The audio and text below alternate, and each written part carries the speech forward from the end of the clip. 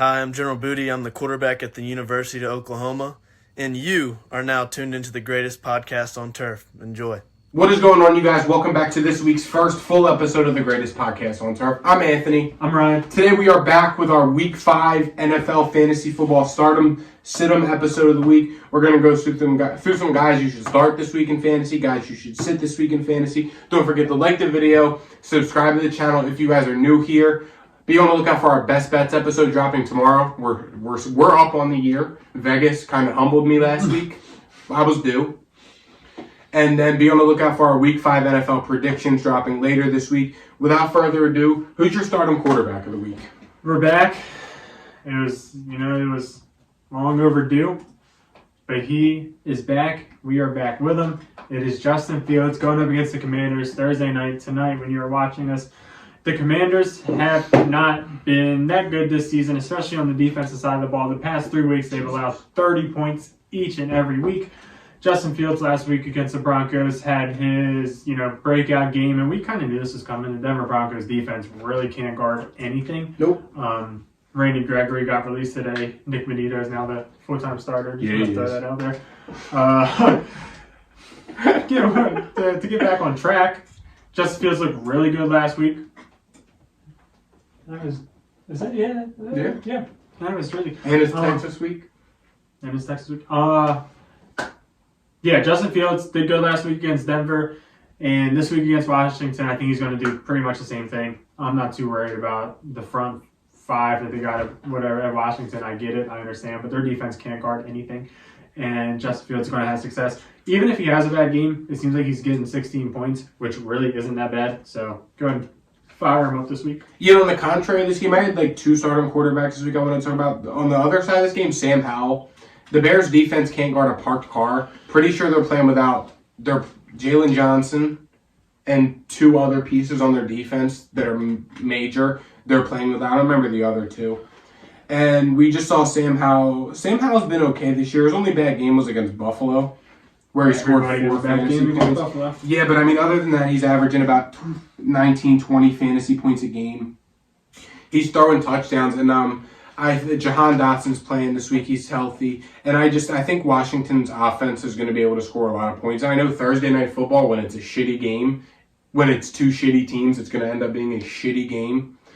But I think this week will be an anomaly. I think both defenses are really bad, so I think this could very quickly turn to a shootout. And another quarterback, this one's a little more risky, but I also wouldn't blame you if you start Matt Stafford this week. This week on bye, Deshaun Watson, Justin Herbert, Geno Smith are all guys that you've probably been starting every week. And if you waited for a quarterback, you might have even been starting Baker, who's also on bye this week. So I wouldn't hate if you pick up Matt Stafford. I know their O-line's not very good, and I know the Eagles' D-line is probably going to feast and get a lot of pressure and sacks. But the Eagles' pass defense has been very, very bad so far this season, and they're very, very weak at linebacker. And I think that Sean McVay is going to be able to scheme it up and get a good game plan to where they're going to attack the middle of the field and kind of try and expose how bad the Eagles' pass defense has been. So I wouldn't hate if you started Matt Stafford or Sam Howell this week. At quarterback this week, I am sitting Dak Prescott playing against the Niners. It is really a tough matchup, and it's something that I'm kind of scared of. I think this could be a defensive game, and I don't really want much parts of the offenses besides the obvious ones like CD, Ayuk, Christian McCaffrey. Dak Prescott this year, he hasn't been great. I don't think that was necessarily his fault. I think, most of it has been the game script, because against New England, he didn't have to do anything at all. Against the Jets and the Giants, he didn't have to do anything at all. Yeah, their blowout games, it's really been their defense, and the offense kind of just has to not turn the ball over. And Arizona, he didn't do very good. It was just a bad game for all the Cowboys. So, in theory, you might be able to convince me that there's a world where the Cowboys offense has to score points this game, obviously. And, he can maybe get more than one touchdown, which we haven't really seen from him this season. But there's also a world where these are two of the best defensive teams in football, and this is a 17-13 football game, and it wouldn't surprise me whatsoever. I think the last time they played it was 19-12. That's kind of what it's feeling like. So yeah. I would sit Dak Prescott. probably sit Brock Purdy. Not that you're starting him, but Somebody in one of the leagues we're into starting him this week. I mean, he's been fine. He's like an 18-point-a-week guy, but tough matchup. Yeah, and this next quarterback, it's tough to sit him because you probably drafted him in the 5th, 6th round. He Shouldn't had have. MVP aspirations. And honestly, it really just hasn't worked. I mean, he's been okay in fantasy, 18. He sucked against the Chiefs, 15 and 16 in the other games. But that is Trevor Lawrence of the Jacksonville Jaguars. Now, this one hurt me because you guys know how high I am on the Jags. Now, I don't blame you if you start Trevor. I have Trevor in 2 leagues, and I'm starting him in both. But it's a bad matchup. Buffalo's defense has been playing out of their mind. So is their Buffalo as a whole has played out of their mind. They're starting to assert their dominance again, that they're the best team in that division, and that they're one of the best teams in the conference. Now, I do see a world where Trevor goes off this game. The Bills did just lose their best corner in Tre'Davious White for the year with an Achilles injury. I'm pretty sure it's very unfortunate. But I just don't think it's a good matchup because I think if Buffalo comes out and they do what they've been doing and they score a lot of points, I just don't know if Buffalo's defense is going to allow them to throw the ball around the yard and to really just get going on offense. Now, I'll talk about this game more in a minute, another aspect of it. But again, definitely a daily fantasy sit. But again, I would sit Trevor Lawrence, but at the same time, I wouldn't blame you if you don't, if that makes sense. Fair enough. Next up, starting Breece Hall this week. Jumping to the running back side. Starting Breece Hall this week against Denver. Denver's defense has been really, really bad. They suck. I'm not saying anything at all. Like historically bad. Historically bad. Let me just see what. I know they allowed Brian Robinson to absolutely destroy him week 2, I believe. I think Khalil Herbert just bought out against them this week. Hold on, I'll tell you. I'm almost positive Khalil Herbert bought out against them. Khalil Herbert had 18 rushes for 103 yards with a receiving touchdown and 20 yards receiving. Who else? Yeah. The Dolphins. Oh, yeah. We don't have to say anything there. And they No. both did. So, Breece Hall this week, I know he hasn't done too good so far this season, but Robert Saleh mentioned something today that there is no more snap count for Breece Hall. And I think that they're seeing and realizing that Dalvin Cook isn't what he used to be. So, I'm to holding say the on least. to him, dog. I don't know. Whew. Yeah, good luck. But I think the Jets, this is like kind of a must-win game for the Jets after kind of the heart-wrenching loss against Kansas City. Yeah. And I think that they do it against Denver. I think that this offense looks good, and Breece Hall is going to have himself a day. Yeah, my first start running back of the week is Brian Robinson Jr. going up against the Bears. Brian Robinson has been the bell cow back for Washington so far. He's seeing around 10, 15 touches a game at least. He's seen games with 19 and 18 runs as well. He's been minimally involved in the passing game. He's caught about 6 passes. But Chicago's bad. There's a world where Washington goes in there and blows them out and just runs the ball. But at the same time, there's also a world where Washington comes in and just tries to pound the ball down their throat. Brian Robinson's been very good this year. He's been making the most of his carries. Yes, he had a bad game against Philly, but he scored a touchdown to save it. His worst game was against Buffalo, where he still averaged 7 yards a carry. So Washington's shown that they're confident in Brian Robinson and that he is the RB1, and Antonio Gibson's really been non-existent. He's getting 3 carries a game with a couple targets, and he's been demoted to the kick returner role. So that shows you all you need to know. Start Brian Robinson this week against Chicago. They have the 2nd worst run defense in the NFL behind Denver.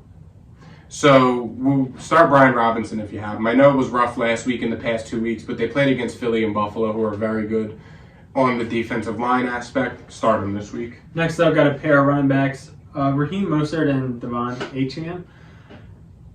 The reason being, I know Mostert didn't do that good last week. He just didn't play good against Buffalo, and he fumbled. and then they mostly give the ball to Achane. But I don't think that the Dolphins are going to just get rid of Mostert. Essentially, I think that they're going to work them both into it, especially with a game script like this, where they're 11-point favorites. This game, I think, is going to get ugly quick, and I think both of these guys have success this week against the Giants, who they're just not. They Can't stop a parked car. They're just not good. No. Just literally not good. So probably start up all your Dolphins this week. You also, real quick, I want to throw it out there. The Lions, before I get into my final starting running back, the Lions running backs as well have a good matchup against Carolina. Carolina has not been very good defending the run, and Detroit has made it a focal point to use the run game. I think Jahmyr Gibbs will be more involved this week. My final starting running back, I know I just kind of shit on the Jags, but I think you should start Travis Etienne. Travis Etienne has seen over 20 touches in 3 of the 4 games this year, and the game he didn't, he had 15 touches. He's been involved in the run game. He's been involved in the passing game. The Bills kind of got, I don't want to say gashed, but Miami, Devon Achane had a very good game against them last week. Yeah, pretty good. No, Mostert didn't do much, but I think Etienne, he's got the 3rd highest target share on the team behind Evan Ingram, or he's got the 4th highest target share on the team. The Bills are very good against tight ends, so that should neutralize Evan Ingram. One of the receivers is going to pop off. It's going to be Calvin Ridley. And Etienne has been unreliable this season. He's getting it done in the passing game. He's seeing 18, 19, and 20 carries in 3 of the last 4 games. It's inevitable for Etienne to come out here and get the ball. And that's all you can kind of ask for in a game is volume, especially from a running back who can get it done in the run game and the pass game. They're confident in him. There was talks that Tank Bigsby was going to take over. Etienne said, F that. Buffalo has been iffy against the run this year. They've done good, but at the same time, they've also gotten gashed. So start Travis Etienne this week. Don't let the Buffalo matchup scare you off all that much. Jumping to the sit-em side, first guy I'd like to mention is Ramondre Stevenson going up against New Orleans. He hasn't looked all that this year. No. Well, I think it's part of the Patriots just kind of sucking and teams kind of stacking the box because they want Mac Jones to throw the ball. Patriots are really bad. I think Ramondre's kind of been nursing an injury a little bit. And going up against a New Orleans defense, it just screams recipe for disaster. This game screams under. It just doesn't sound good at all. And I just don't see how Ramondre can have that much success. His snap counts have been going down pretty much each week. I'd like Ramondre for season long, I would say, because there's decent matchups, especially at the end of the year. You got the Kansas City, Denver, weeks 15 and 16, yeah. Buffalo, week 17. Chargers and Pittsburgh right before that. Giants, yeah. Indy, Washington. It's not too bad, but this is probably your last week where it's sit him, and then you hope that he picks it back up the week after against Vegas. Go buy low on Ramondre. Yeah, and you can probably get him pretty low. Probably wait until this New Orleans game, and then you can probably get him pretty cheap. Yeah. My first sit-em running back this week, Miles Sanders. Been trying to trade that guy every day. Who, me? Miles Sanders. I've been trying to trade him with you.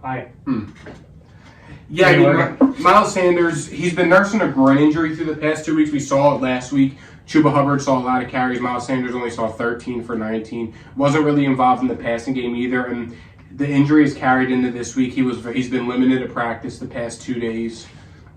The Lions posed a tough matchup for them. They've been pretty solid in defending the run. And I think, honestly, it's a bad game script. The Lions have scored a lot of points.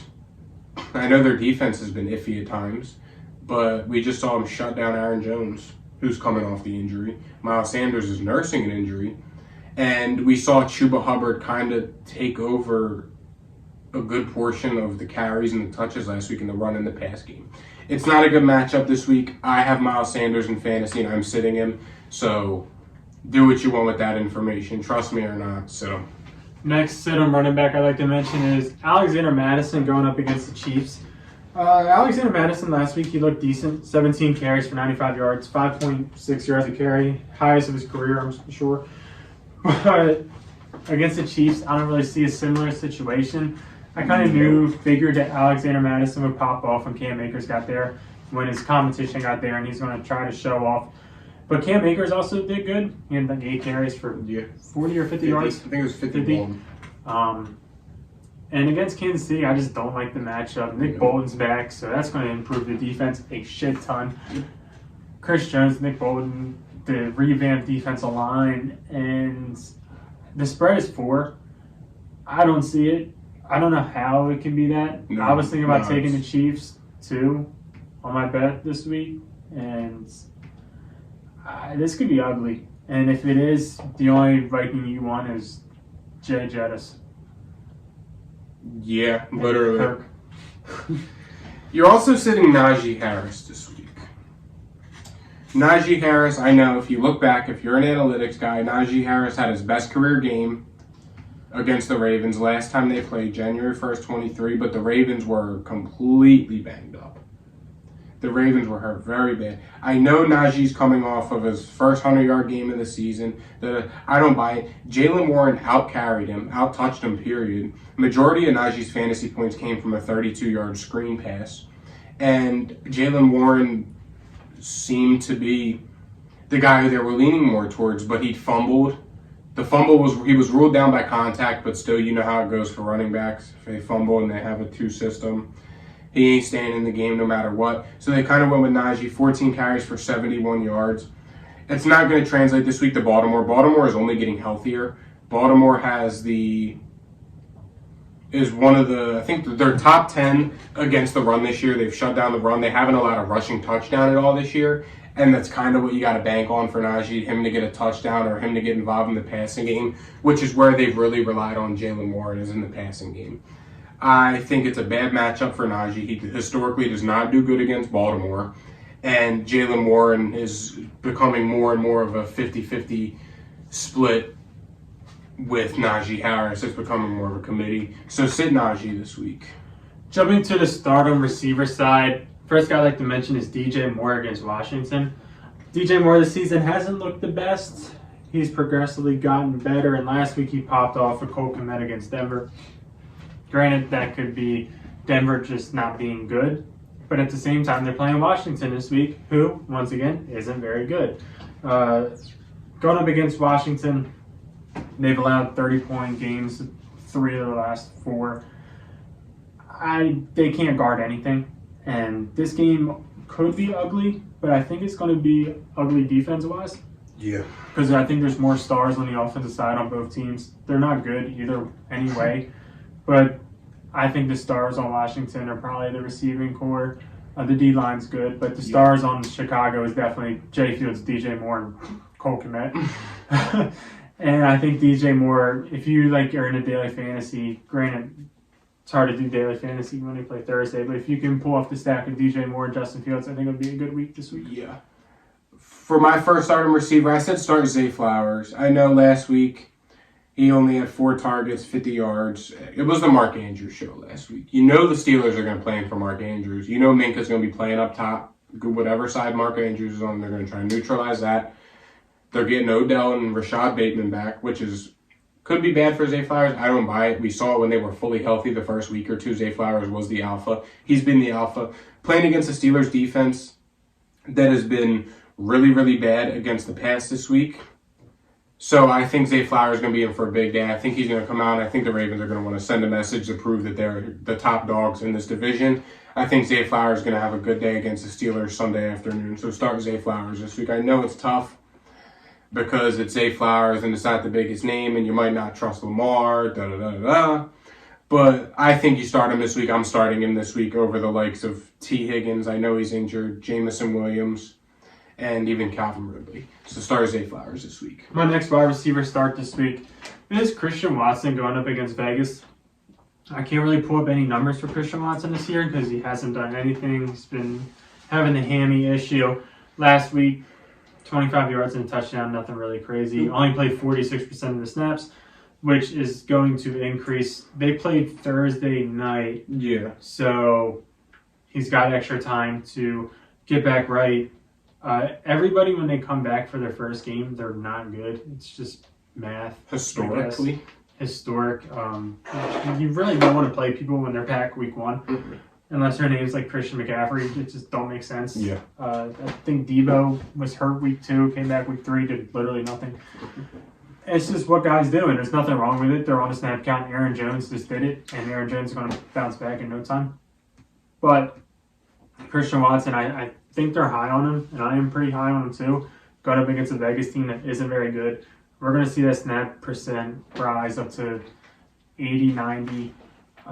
He practiced Tuesday. So if he practices Tuesday, practices Wednesday, I think we can start to assume that he's fine. And if he is fine, roll him out against Vegas. They have a bye next week, so it's a little bit tricky because maybe they'll, limit him again and then give him the bye week. But I think he's fine. I think you can roll him out. Yes. And I know you just said don't start a guy coming back. But Nice. you're obviously starting this guy because you have to, because he was probably a top 5 pick. I say start the Rams receivers this week. I'll leave it a little broad. If you have Cooper Kupp, you probably have to start him because you took him within the first 3-4 picks. He was not limited at practice. He's not been limited at practice all week. He's been full go. Sounds like he's good to go on Sunday, unless hopefully not. But if he has a setback at practice this week, start Cooper Kupp, obviously. Even then, he could be on a limited snap count. So be mindful. But you're also starting Puka. And even that, I think that you may even be able to get away with starting a Tutu Atwell this week. I know it's risky. He would be the receiver 3 behind Cooper Kupp and Puka. So it's tough. Think how you want. If you have Kupp, you got to start him. If you got Puka, you got to start him. And I think you could also start Tutu Atwell this week. I'm starting him in a league. So I think to start the Rams receivers this week, I know it's Philly. I didn't even get into that yet. But again, I said it on Best Bets, and I said it earlier. I think that the Rams and Sean McVay are going to dial it up, so they're going to attack the middle of the field where the Eagles are weak. They're weak at safety. They're weak at linebacker. And their corners have looked like they've regressed a lot from last season and even where everyone thought they were going to be this season. Start the Rams receivers this week. I feel like I can see Tutu running down the middle for an 80-yard touchdown. It's off like a post or like a deep Yeah, slant. it just wouldn't surprise me. Stafford throws out a sack. Tutu Atwell just standing there after he burnt Terrell Edmonds. Stafford stiff arms Jordan Davis and throwing the Dude, Jordan Davis just takes up space. He's not that good. Jumping to the Stidham side on receivers, first guy I'd like to mention, a little bit obvious probably, George We Pickens both against kicked the Baltimore. dog with the sit-em pass catchers this week. We both. Sometimes it's just like, there's nothing you can do. Yeah. And Kenny Pickett with a banged up knee playing against Baltimore. Come on. Yeah. It's a little obvious. I'm not going to sugarcoat it. But sit George Pickens this week. You're also sitting Drake London. He's been good the past couple weeks, I think. I get it. And he's been okay. He's been about 10, 11. Okay, he's had 2 good weeks. Yeah. When he had touchdowns. Yeah. Nice. So he's gone under 30 receiving yards, under 35 receiving yards. I think it was 3 out of the 4 games this year. And the Texans have been very good against receivers. We saw them kind of neutralize the Jags receivers. I know Calvin Ridley I know Christian Kirk had one later in the game to kind of boost it up. But again, the Texans have been good against the pass, and I think they're going to try and make Desmond Ridder throw the ball this week, which is not going to end well, and we've seen it not end well. Sit Drake London this week. Next sit-on receiver. This one's not really. I wouldn't say this is kicking the dog. No, this guy's been a stud this year, and I understand if you have to start him because he just scored 32 points in a half PPR league. It's Nico Collins playing up against Atlanta. Obviously, everything depends on your receiving core and your flex and your other options. However, I'll just say daily fantasy-wise, Nico Collins would not be on any of my teams. Playing against Atlanta, I don't love the matchup. He's going to get A.J. Terrell this week. Pretty solid corner. Playing against an Atlanta team that's defense has been pretty good. And the way they play offense, they're going to hold the ball for a long time. So if that running game is going, the Texans just aren't going to be able to see the field that much. And it's going to be a 20-17 game, and God knows who wins. Houston +2. Over-under is probably sitting at 41. It's 41.5. I have it written down. Nice. So this game just doesn't scream a lot of fantasy points to me. No. If I'm starting a Texan, it's Nico Collins. If I'm starting a Texan, it's Nico Collins. So I understand if you do start. Daily fantasy wise, I wouldn't have him on a team though. Nico Collins has already surpassed his career amount of touchdowns through 4 games this season. To put it in perspective. What a guy. But the ultimate kick of the dog. At tight end, listen, I'm only saying this because he had a good game. He went 7 catches off 7 targets for 77 yards somehow. I feel like you shouldn't say it. We should just say my sit-em tight end is, and then just end the video. I'll put it like this.